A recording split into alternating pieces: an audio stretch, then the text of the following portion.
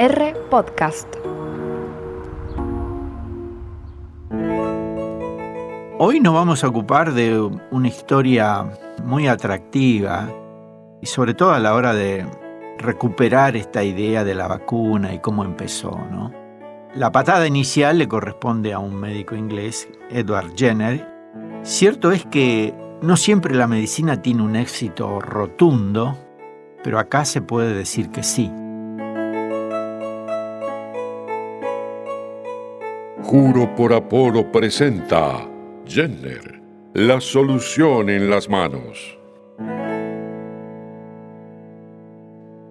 En líneas generales, la viruela se transmitía de persona a persona, o bien con ropas o mantas contaminadas con secreciones o las costras. Había un periodo de incubación, digamos, de un par de semanas y aparecían síntomas parecidos a la de una gripe. Pero unos días después se presentaban las vesículas rojas planas, primero en la boca, luego en la cara, finalmente los brazos, las piernas, las palmas y las plantas. Completo. Estas lesiones se ocupaban de secreciones que finalmente se secaban, dando lugar a las costras.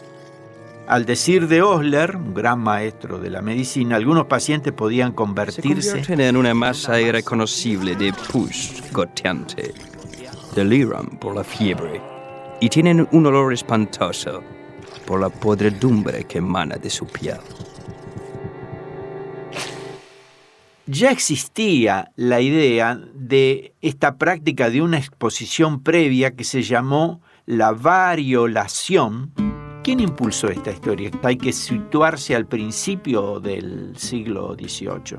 Bueno, había una señora que se llamaba Lady Mary Wortley-Montagu, que había acompañado al esposo a la corte turca de Constantinopla, quien iba a desempeñarse como el embajador extraordinario allá, 1718. Entre las costumbres del país, Lady Mary observó esto de la variolación, donde un idóneo que portaba una cáscara de nuez. Disculpe, señora, ¿me convida esa nuez? Oh, no. Es solo la cáscara. ¿Y por qué tiene una nuez vacía? Es que no está vacía. Adentro conservo la pus. ¡Ugh! ¡Qué asco! ¿Por qué guarda algo tan inmundo? Es que esta pus viene de las vesículas de un enfermo de viruela. Peor aún. Comprenda. Esta pus luego se la traspaso a otros. O sea, los rasguñamos o con algún alfiler hacemos una suerte de lo que se llaman las escarificaciones y una vez hecho eso, le aplicamos lo que traíamos en la nuez. ¿Para contagiarlos? ¡Está loca! No, todo lo contrario. Para prevenir de que se contagien. Al principio se pueden enfermar un poquito, pero luego tendrán más fuerzas para prevenirse de la viruela. ¿Es eso realmente posible? Convencida de la práctica, Lady Mary dispuso que a su hijo de 6 años de edad le hicieran el mismo procedimiento.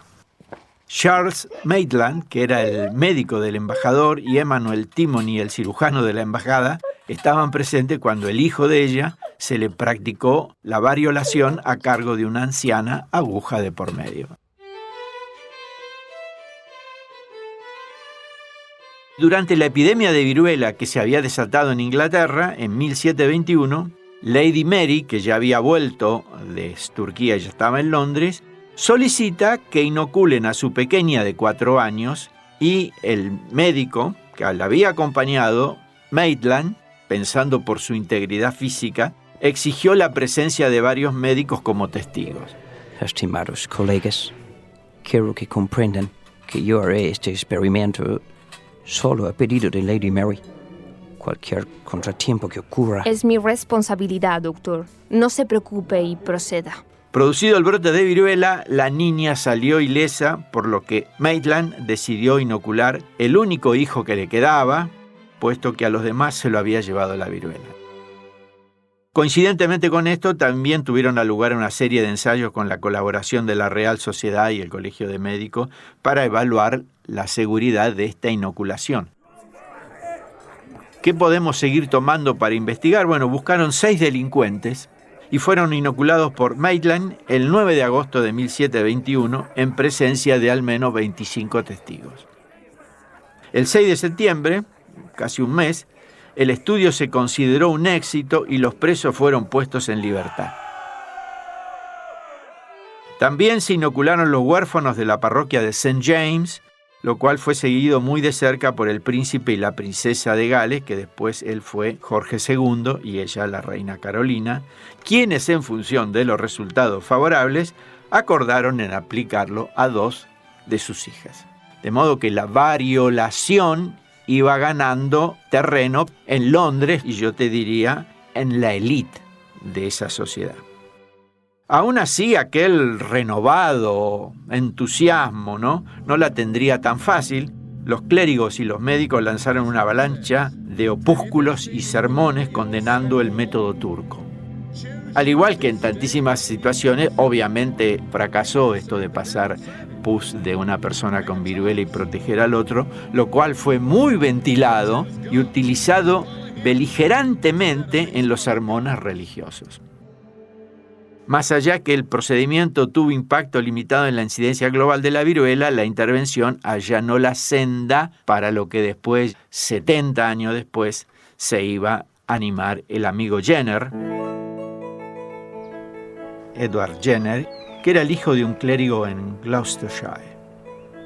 En aquellos años, en la época que le tocó a él desempeñarse ya de estudiante y después como médico, por esa zona circulaba la idea que los encargados de ordeñar vacas y con antecedente de haber padecido la viruela bovina, ya le ponemos el nombre cowpox, pox de viruela, cow de vaca, no desarrollaban la otra enfermedad eruptiva de los seres humanos, la verdadera viruela. Es curioso porque las vacas tienen vesículas en la ubre y las ordeñadoras se contraen la infección. Sus mismas manos se llenan de úlceras, pero no parece afectarlas demasiado. En 1750 las vesículas esas de la vaca no importaban mucho porque vos tenías que sacar la leche, que era fundamental para que comieras, para que vivieras. Y aparte las ordeñadoras después tenían las vesículas, pero como no era nada serio, a nadie preocupaba. Lo que Jenner dice, esta vesícula que tienen las vacas se parece mucho a las vesículas que en principio tiene la viruela. Pero lo increíble es que estas ordeñadoras que tienen las vesículas en las manos no han sufrido luego la viruela que hemos visto en los brotes epidémicos. Entonces, esta lesión, que le llamamos el pox, como es de la vaca, decimos cowpox, y la otra del humano, smallpox.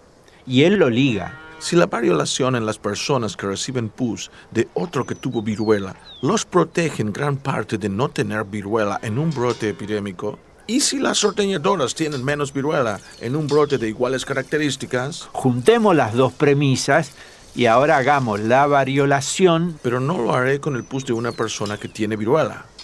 Lo haré con el líquido de una ordeñadora y veré qué ocurre.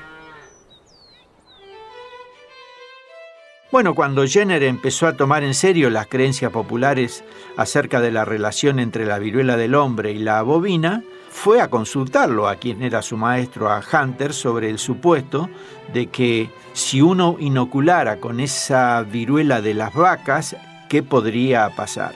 Estimado Edward, mi único consejo es que no especule con eso ni se deje llevar por ideas populares. Si hace el experimento, hágalo con paciencia, pero por sobre todo, con rigurosidad. El ámbito daba para especular en torno de esto porque toda Europa estaba preocupada por el tema de la viruela. Tenemos en cuenta que era una enfermedad que mataba más o menos el 30% de la población pediátrica. Con todos estos antecedentes, un buen día Jenner se decide a hacer el experimento. Pero yo creo que se animó porque la variolación ya daba un efecto de lo que había traído Lady Montagu. Con una dosis no despreciable de audacia, el 14 de mayo de 1796 lleva a cabo el gran experimento. Señores padres, mi propuesta es la siguiente.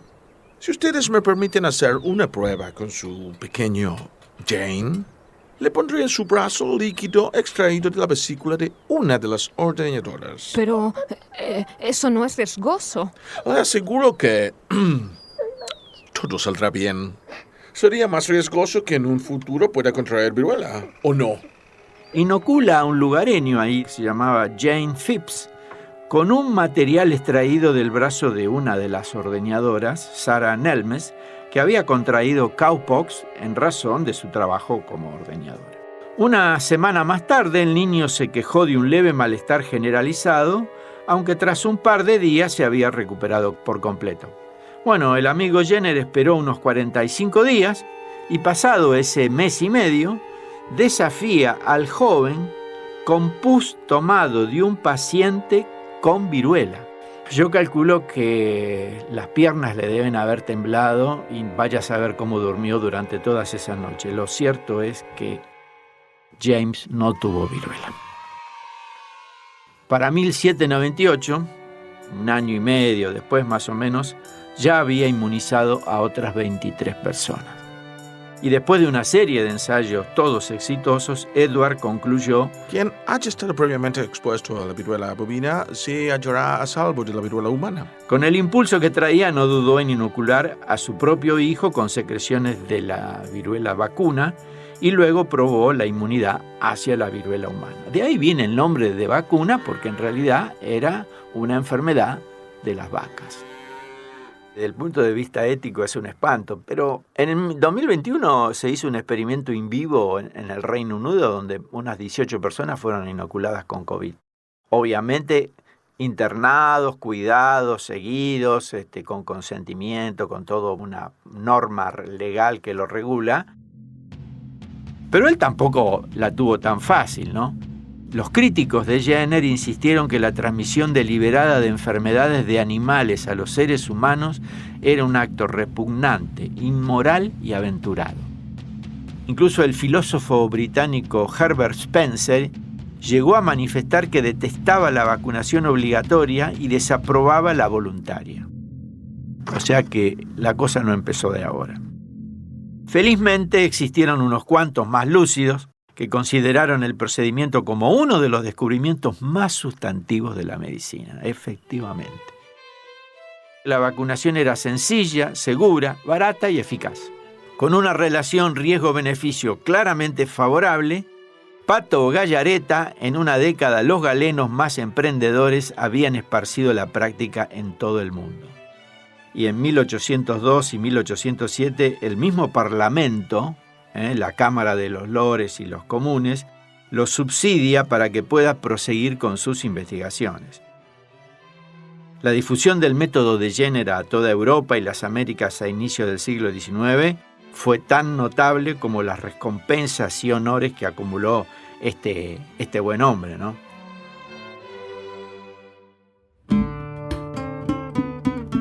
Juro por Apolo es una producción de R Podcast para la Fundación Ciencias Médicas de Rosario, Santa Fe, Argentina. Protagonizada por Oscar Botazo, con la producción general de Juan Ignacio Isern y Martín Parodi.